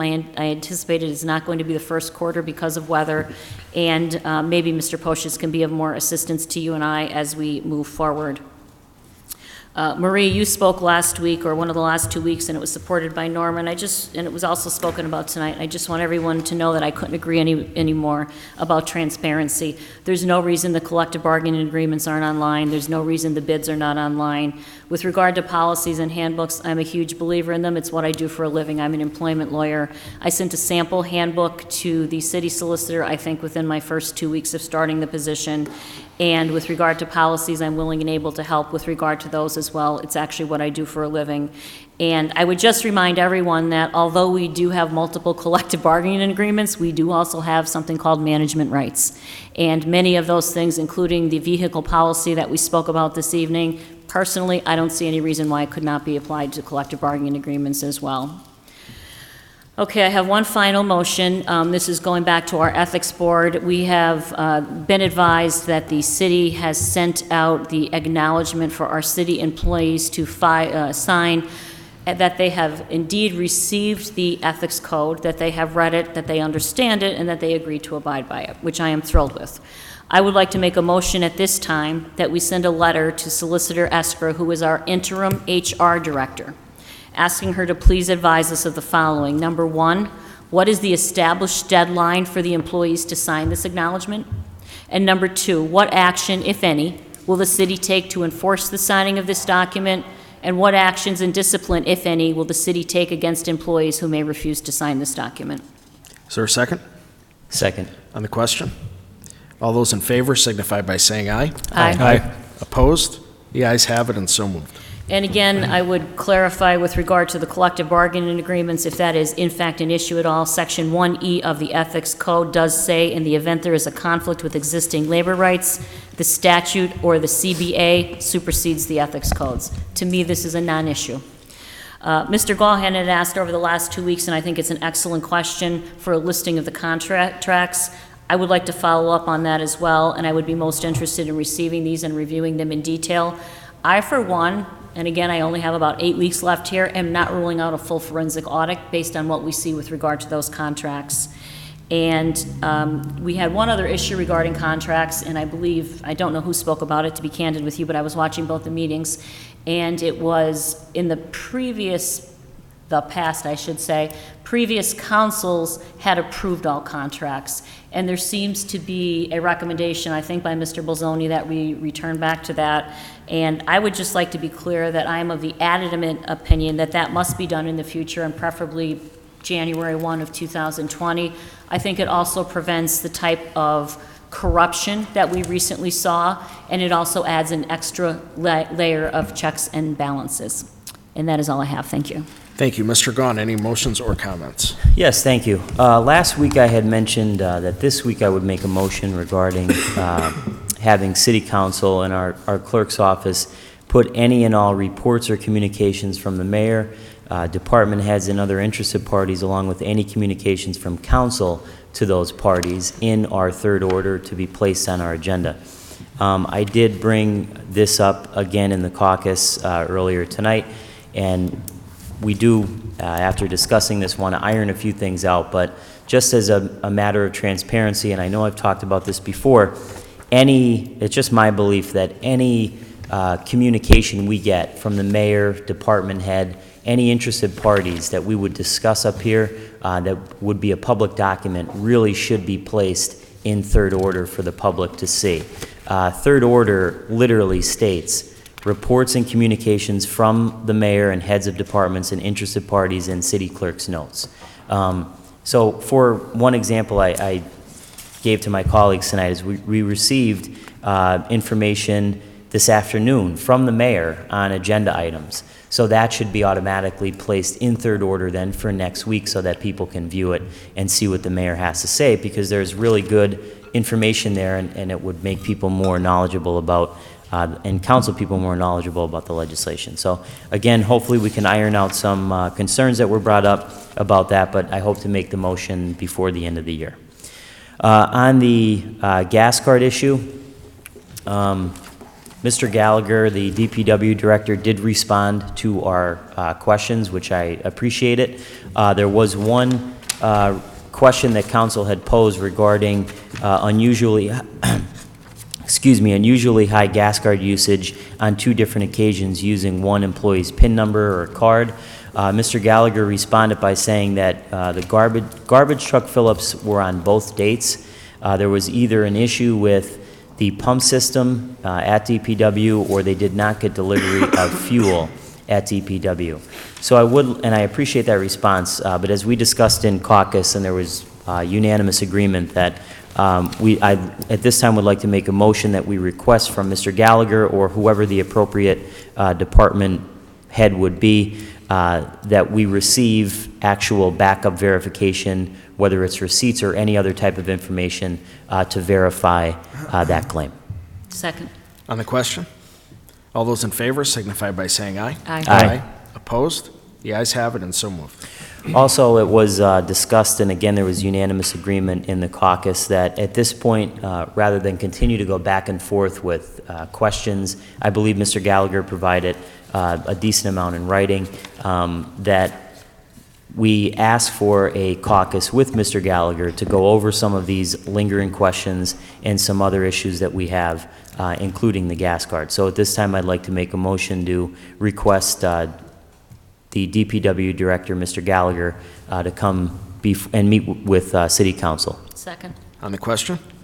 All those in favor signify by saying aye. Aye. Aye. Opposed? The ayes have it and so moved. I did have an opportunity on Friday of last week to speak to Mr. Bolzoni, the business administrator, regarding the audit of the gas cards.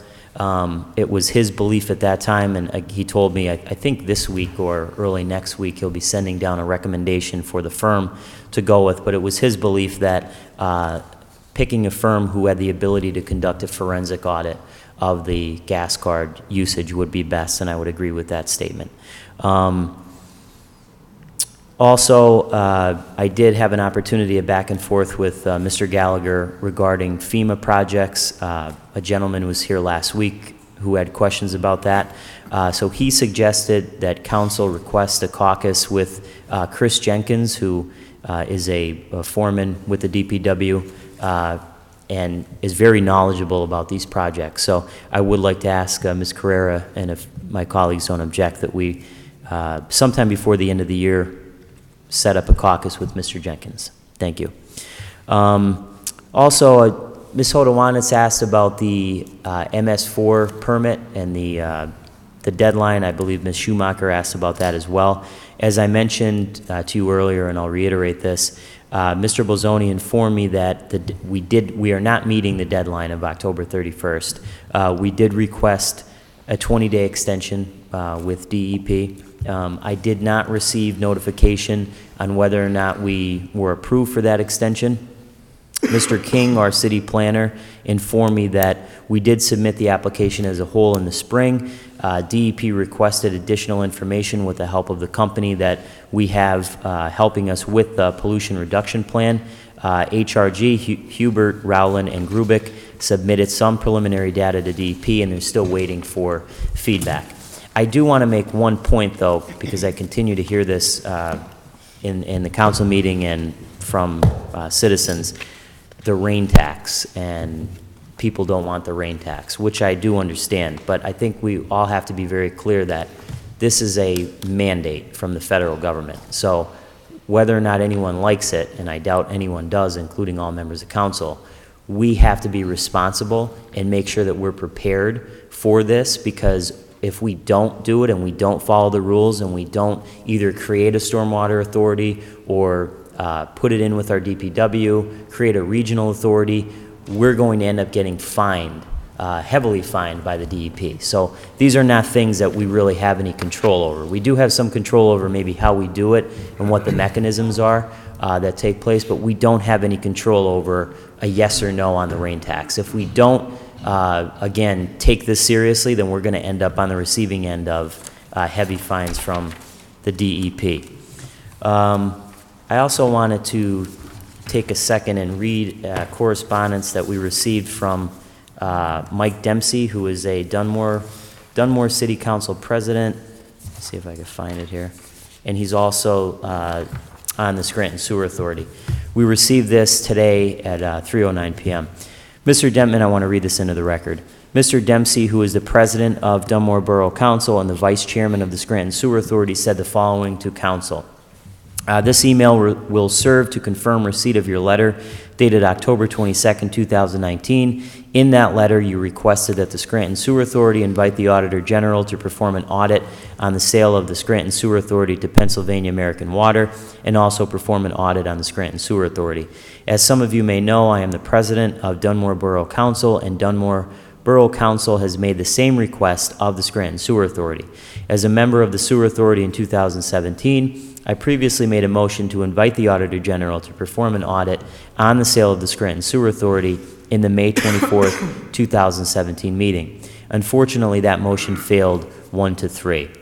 In response to your recent requests and the requests of Dunmore Borough Council, I intend to again make the same motion to invite the Auditor General to perform an audit on the sale of the Scranton Sewer Authority and on an audit of the Scranton Sewer Authority at our next scheduled meeting, which is currently scheduled for November 21st, 2019. Thank you for your time and attention to this matter. So I want to thank Mr. Dempsey. He plans on making that motion, which, as I've stated in the last few weeks, I think is extremely important. I also want to, Councilman Donahue and I had met with Mayor Evans at 4:30 this afternoon, and I want to thank Mayor Evans for, again, providing correspondence to us that really provided great detail on the legislation that we have on our agenda tonight, and also shed light on a few other things. One of the updates that the mayor had given us was on the LERTA program. The LERTA program has really not taken off all that much, as Councilman Donahue can attest to, but Mayor Evans has got together with the Office of Economic and Community Development, and they're taking some, what I believe to be aggressive steps to market that more and really get that out to people. So I think that because of their actions, this program is going to be more successful. So I want to thank him for that. And I do just want to end on a note that I received in a conversation I had with a gentleman on East Mountain about the condition of Wintermantle Avenue. Conditions up there are very dangerous. 2 cars cannot pass at the same time. So again, we'll forward that to the DPW. Thank you. Thank you. Just one brief item, and then I'll save the rest for agenda items. I know some of my colleagues brought this up as well. Obviously, tomorrow is Election Day, and I know the races for mayor, council, they seem to get all the attention, but there is a very important ballot question that's on the ballot that you will all be voting on as well tomorrow, and that's the conversion from a mercantile and business privilege tax to a payroll tax. Unfortunately, the school district had decided to go this route instead of just voting on it. So the city of Scranton has long talked about eliminating the business privilege and mercantile tax, which has been a hindrance to growth within our city for a very long time. In order for Scranton, in my opinion, to effectively eliminate these taxes and transition to a payroll tax, which again, it's paid by the employer, it's not an additional tax to the residents. So that's something I want really to be out there. But in order for the city to make this change, it has to be done, in my opinion, in conjunction with the school district. If the city were to make a change and the school district were to keep the current system in place, it would just seem like an additional tax to residents. This tax has to be revenue neutral, which means the city and the school district cannot bring in a dime more next year on this tax than we did on the business privilege and mercantile tax last year. And people may say, well, what's the advantage of doing it then? And the advantage is it's spread across more entities and more people. The business privilege and mercantile tax is only paid by some businesses, businesses that have a product to sell. Banks, for example, do not pay some of these taxes. On a payroll tax, a bank would be contributing towards that tax. So what that does is it allows us to have a broader base so we could have a lower rate. So I would urge everyone to do the research. I know there's not much time left at this point, and to vote yes on allowing the school district to eliminate the business privilege mercantile tax and convert to a payroll tax. These ballot questions are always very tricky because I think when it's a long worded question, people's instinct is just to vote no.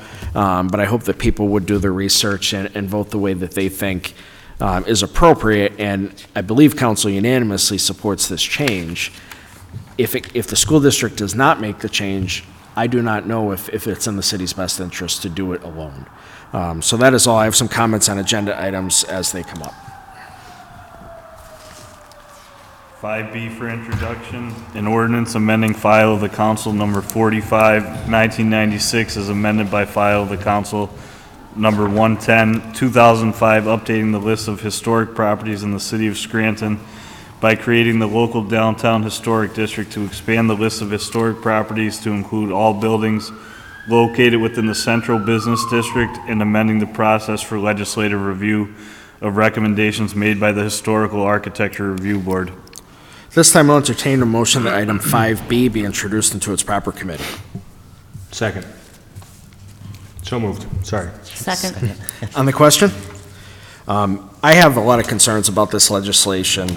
I will vote yes to introduce it so we can debate and listen more. And I want to thank Mayor Evans for the long narrative he gave us on 3 items that are coming up tonight. This legislation only affects the downtown and particularly downtown business owners. Currently, any historical building, if you want to make a change on the outside of your building, you have to go in front of what's called the HARB, the Historical Architecture Review Committee, where they will allow or deny you to do certain improvements to your property. And on historical buildings, I do think that makes sense. What this legislation would do would effectively make the entire downtown business district an historic district, where business owners, if they wanted to make a change to the exterior of their property, would then have to go in front of the HARB, the Historical Review Board. So a building that was built in 2018, if it's located in this district, would then have to go in front of the Historical Architecture Review Board. I think it's redundant. I think it's bureaucracy. It's a step that's not needed for downtown business owners to improve their properties. I am willing to hear other opinions on it. So like I said, I will vote to introduce this week.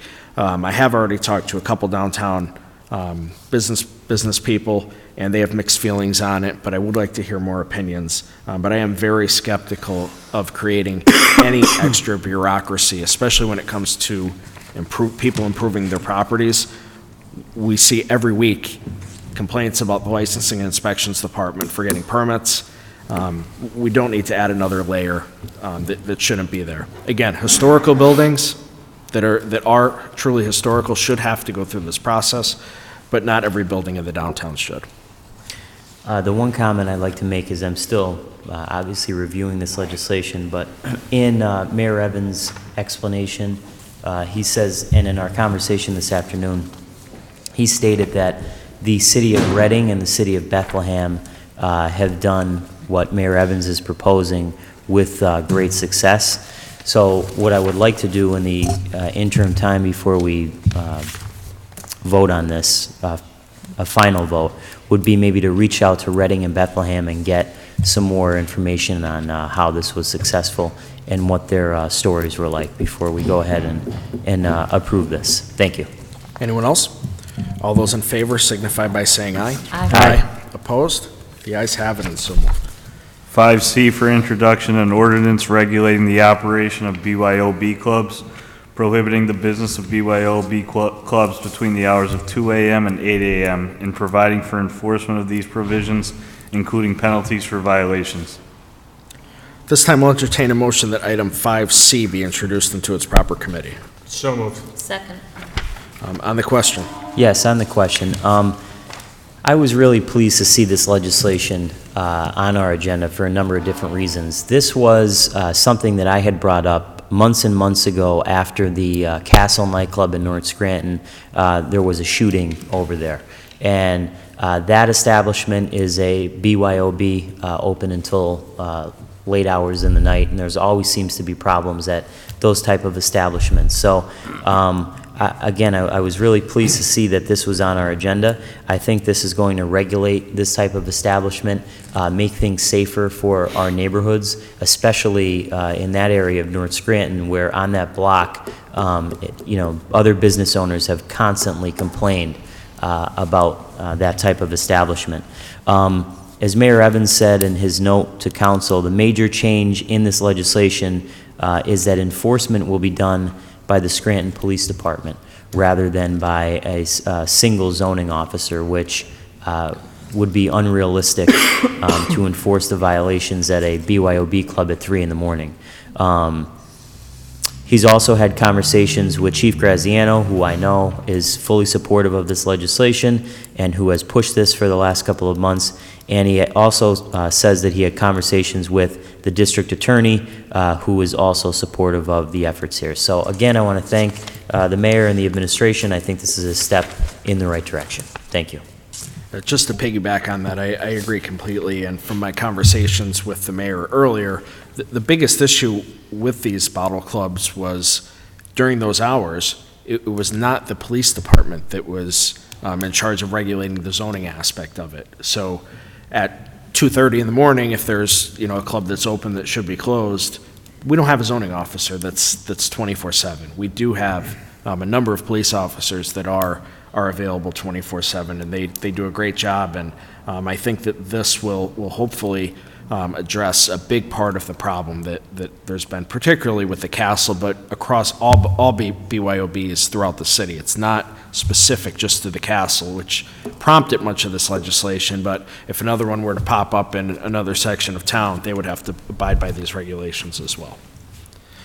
All those in favor signify by saying aye. Aye. Aye. Opposed? The ayes have it, and so moved. 5D for introduction, a resolution reappointment of Thomas J. McLean, 601 Stafford Avenue, Scranton, Pennsylvania, 18505, is a member of the Shade Tree Commission for an additional 5-year term. Mr. McLean's current term expires on October 29, 2019, and his new term will expire on October 29, 2024. This time I'll entertain a motion that item 5D be introduced into its proper committee. So moved. Second. On the question, all those in favor signify by saying aye. Aye. Opposed? The ayes have it, and so moved. 5E for introduction, a resolution reappointment of Terrence V. Gallagher Esquire, 1320 Orem Street, Scranton, Pennsylvania, 18504, as a member of the Board of the Scranton Housing Authority for a term of 5 years. Mr. Gallagher's prior term expired on September 27, 2013, and was held over until October 16, 2019. His new term will expire on September 27, 2023. This time I'll entertain a motion that item 5E be introduced to its proper committee. So moved. Second. On the question, all those in favor signify by saying aye. Aye. Opposed? The ayes have it, and so moved. 5F for introduction, a resolution authorizing the mayor and other appropriate city officials to execute and enter into a contract with Speck and Associates and Barry Isett and Associates for the City of Scranton Downtown Scranton Connectivity Plan. This time I'll entertain a motion that item 5F be introduced into its proper committee. So moved. Second. On the question, Yes, on the question, I relayed my concerns about this legislation to the mayor earlier this afternoon, and the fact that I'm concerned here that, this is, while I don't disagree with what the administration and the mayor is trying to do here and the overall concept and goal, we're choosing the highest bidder by far. We're going to pay them $218,000 here. The next highest bidder is $154,755, and the lowest bidder is $90,050. Now, to their credit, there is a lengthy explanation and rationale for why they're choosing them. But as I said to the mayor today, it's going to be very hard for me to choose a firm to do this work for $218,000. Also, as Ms. Schumacher had noted, then what comes after that? There's going to be more costs if we decide to implement this. So again, I'm still reviewing it, but right now my main concern is choosing the highest bidder by an awful lot. Thank you. I spoke with the mayor on this quite a bit, and normally I would feel the same way that Councilman Gahn does, but I know that Mayor Evans has been an advocate for a walkability study in the downtown for quite some time. I know I am certainly not an expert on this subject matter, but I know that Mayor Evans has put more time into this issue than I think the rest of us on council combined. He's really been an advocate for this, and as somebody who lives in the downtown, I think he has a firsthand experience that others don't. And I do appreciate the mayor and the business administrator giving an explanation on why a higher bidder was picked for this. And sometimes cheapest isn't best. I think this is one of those situations. So I commend the mayor on his work on this issue, and it's something that's not talked about quite a bit. But over the last 10 years, there has been a transformation of our downtown where people are now living in the downtown. There are businesses that are coming back towards the downtown, and it really is becoming a community. And the walkability study in the downtown throughout the city is something that is very important. It may not have the appeal of paving a road, something you could physically see, but this is something that is very important, and I do support this legislation. Anyone else? All those in favor signify by saying aye. Aye. Opposed? The ayes have it, and so moved. Sixth order, 6A, no business at this time. Seventh order, 7A, for consideration by Committee on Finance for adoption, resolution number 171, 2019, ratifying and approving of the execution and submission of the grant application by the City of Scranton on behalf of the Lackawanna College to the Commonwealth of Pennsylvania, acting through Commonwealth Financing Authority for a local share account grant pursuant to the PA Racehorse Development and Gaming Act in the amount of $202,599.66 for the project to be known as Lackawanna College Mobile Esports Arena Space located at 501 Vine Street, Scranton, Pennsylvania, and authorizing the mayor and other appropriate city officials of the City of Scranton to accept the grant if successful and execute and enter into a local share account grant contract and commitment letter with the Commonwealth of Pennsylvania to accept and utilize the grant in the amount of $202,599.66 awarded by the Commonwealth of Pennsylvania for such project. What is the recommendation of the chair for the Committee on Finance? As chairperson for the Committee on Finance, I recommend final passage of item 7A. Second. On the question? Yes, on the question, just wanted to make a note to Ms. Jeffrey's comments before about, how the money is spent. I was just looking again through the backup, and with all of these type of grants where the local share account, if they do get that grant funding from the state, there is $1,000 baked in here where an audit has to be performed. So it's not like they're just getting a blank check if they do get it and they can spend it in any way they want. Thank you. Roll call, please. Mr. Donahue? Yes. Attorney Dempsey? Yes. Mr. Gahn? Yes. Mr. Rogan? Yes, I hereby declare item 7A legally and lawfully adopted. 7B for consideration by the Committee on Finance for adoption, resolution 172, 2019, ratifying and approving of the execution and submission of the grant application by the City of Scranton on behalf of the Garden of Cedar to the Commonwealth of Pennsylvania, acting through the Commonwealth Financing Authority for a local share account grant pursuant to the PA Racehorse Development and Gaming Act in the amount of $100,000 for the project to be known as Garden of Cedar, Growing Community Jobs and Food Park Project located at 715 Cedar Avenue, Scranton, Pennsylvania, and authorizing the mayor and other appropriate city officials of the City of Scranton to accept the grant if successful and execute and enter into a local share account grant contract and commitment letter with the Commonwealth of Pennsylvania to accept and utilize the grant in the amount of $100,000 awarded by the Commonwealth of Pennsylvania for such project. What is the recommendation of the chair for the Committee on Finance? As chairperson for the Committee on Finance, I recommend final passage of item 7B. Second. On the question? Roll call, please. Mr. Donahue? Yes. Attorney Dempsey? Yes. Mr. Gahn? Yes. Mr. Rogan? Yes, I hereby declare item 7B legally and lawfully adopted. 7C for consideration by the Committee on Finance for Adoption, Resolution Number 173, 2019, ratifying and approving of the execution and submission of the grant application by the City of Scranton on behalf of the Scranton Cultural Center to the Commonwealth of Pennsylvania, acting through the Commonwealth Financing Authority for a local share account grant pursuant to the PA Racehorse Development and Gaming Act in the amount of $140,000 for the project to be known as Scranton Cultural Center Elevator Replacement Project located at 420 North Washington Avenue, and authorizing the mayor and other appropriate city officials of the City of Scranton to accept the grant if successful and execute and enter into a local share account grant contract and commitment letter with the Commonwealth of Pennsylvania to accept and utilize the grant in the amount of $140,000 awarded by the Commonwealth of Pennsylvania for such project. What is the recommendation of the chair for the Committee on Finance? As chairperson for the Committee on Finance, I recommend final passage of item 7C. Second. On the question? Roll call, please. Mr. Donahue? Yes. Attorney Dempsey? Yes. Mr. Gahn? Yes. Mr. Rogan? Yes, I hereby declare item 7C legally and lawfully adopted. 7D for consideration by the Committee on Finance for Adoption, Resolution Number 174, 2019, ratifying and approving the execution and submission of the grant application by the City of Scranton Police Department to the Pennsylvania Department of Community and Economic Development for a local share account grant, Monroe County, in the amount of $38,740 to the purchase and install security cameras at each of the 4 city parks, Connors Park, Connell Park, Tripp Park, and Fellows Park, and authorizing the mayor and other appropriate city officials to accept the grant if successful and disperse the grant funds for the City of Scranton Police Department to the purchase and install security cameras at each of the 4 city parks.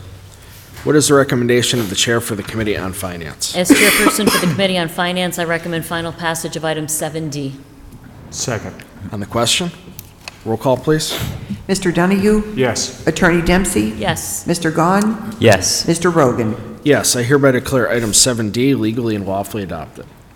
7E for consideration by the Committee on Finance for Adoption, Resolution Number 175, 2019, ratifying and approving the execution and submission of the grant application by the City of Scranton to the Pennsylvania Department of Community and Economic Development for a local share account grant, Monroe County, in the amount of $50,892 to purchase and install security cameras at 4 downtown parking garages. Medallion Parking Garage located on Adams Avenue, the Casey Parking Garage located on Adams Avenue, the Connell Parking Garage located on North Washington Avenue, and the Linden Street Parking Garage, and authorizing the mayor and other appropriate city officials to accept the grant if successful and disperse the grant funds for the purchase and installation of security cameras at the 4 downtown parking garages. What is the recommendation of the chair for the Committee on Finance? As chairperson for the Committee on Finance, I recommend final passage of item 7E. Second. On the question? Roll call, please. Mr. Donahue? Yes. Attorney Dempsey? Yes. Mr. Gahn? Yes. Mr. Rogan? Yes, I hereby declare item 7E legally and lawfully adopted. 7F for consideration by the Committee on Public Works for Adoption, Resolution Number 176, 2019, authorizing the mayor and other appropriate city officials to apply for and execute a grant application by the City of Scranton to the Pennsylvania Department of Community and Economic Development for a local share account grant in the amount of $75,000 for the purchase and installation of a new liner for the pool at the Nayog Park Swim Complex. What is the recommendation of the chair for the Committee on Public Works? As chairperson for the Committee on Public Works, I recommend final passage of item 7F. Second.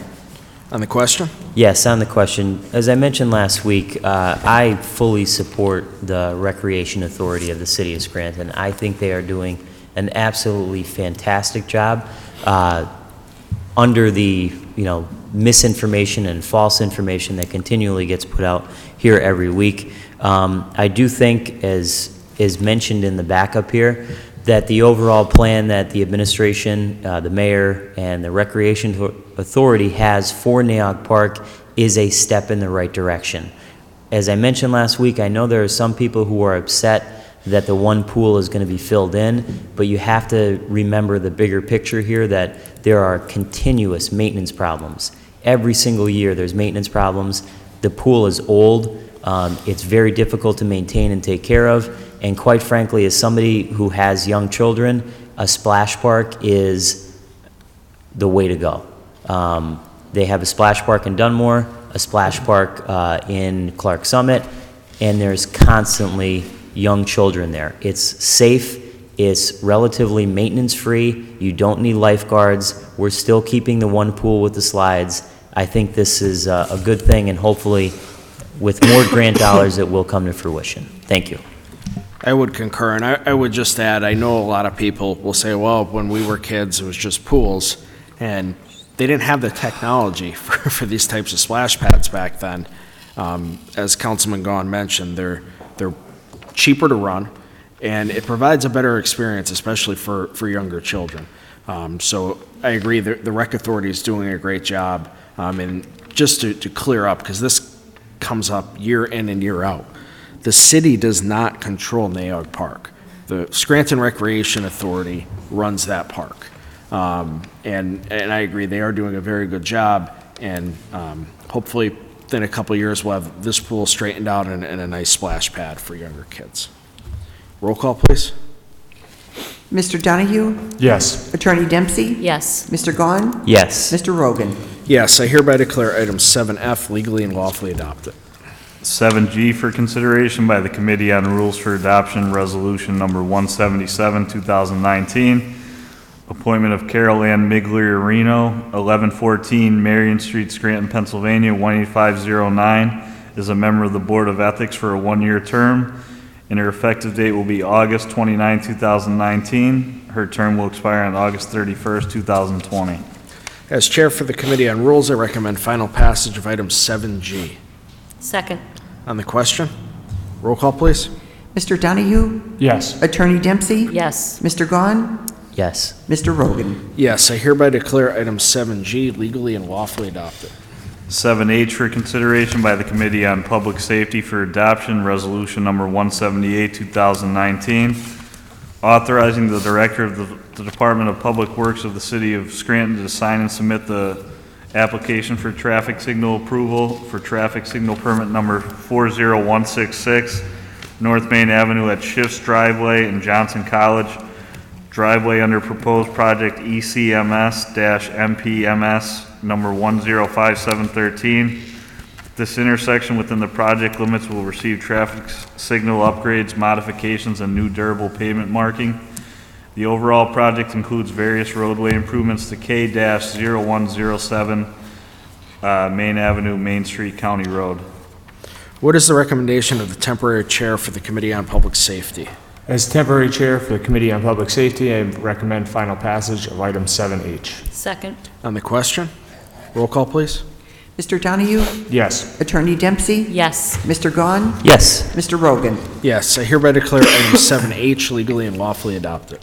7I for consideration by the Committee on Public Safety for Adoption, Resolution Number 179, 2019, authorizing the Director of the Department of Public Works of the City of Scranton to sign and submit the PennDOT application for traffic signal approval for traffic signal permit number 40167 North Main Avenue at Interstate 81 southbound ramps under proposed project ECMS MPMS number 105713.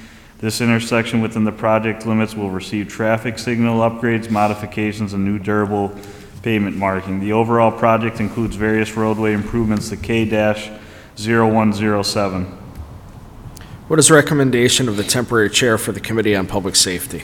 As temporary chair for the Committee on Public Safety, I recommend final passage of item 7I. Second. On the question, roll call, please. Mr. Donahue? Yes. Attorney Dempsey? Yes. Mr. Gahn? Yes. Mr. Rogan? Yes, I hereby declare item 7I legally and lawfully adopted. 7J for consideration by the Committee on Public Works for Adoption, Resolution Number 180, 2019, authorizing the mayor and other appropriate city officials to apply for and execute the grant application by the City of Scranton to the Department of Commonwealth Financing Authority of the Commonwealth of Pennsylvania for a multi-module transportation funds grant in the amount of $1,586,000 for the complete replacement of the Ash Street Bridge. What is the recommendation of the chair for the Committee on Public Works? As chairperson for the Committee on Public Works, I recommend final passage of item 7J. Second. On the question? Yes, on the question. Last week, I had asked Mr. Bolzoni to provide council with information relating to how we were going to pay for the match, which is $475,800. I don't believe we received that response yet, did we? Okay, I'm sorry, I must have missed it. Besides that, this project, in the first page of the legislation, as I mentioned last week, the bridge right now is at a sufficiency rating of 15.5 out of 100. I think I mentioned about a month or two ago, there are actually several bridges throughout the city who have a very low sufficiency rating. And at a meeting this past summer with Representative Flynn, Mr. Pochis, Mr. Bolzoni, Mr. Gallagher, among many other representatives of the city, county, and state, they're doing everything in their power to make sure that these other bridges, including the Ash Street Bridge, get in the pipeline and get grant funding and state funding to get fixed. So very hopeful on that. Thank you. Anyone else? Roll call, please. Mr. Donahue? Yes. Attorney Dempsey? Yes. Mr. Gahn? Yes. Mr. Rogan? Yes, I hereby declare item 7J legally and lawfully adopted. If there's no further business, I'll entertain a motion to adjourn. Meeting's adjourned.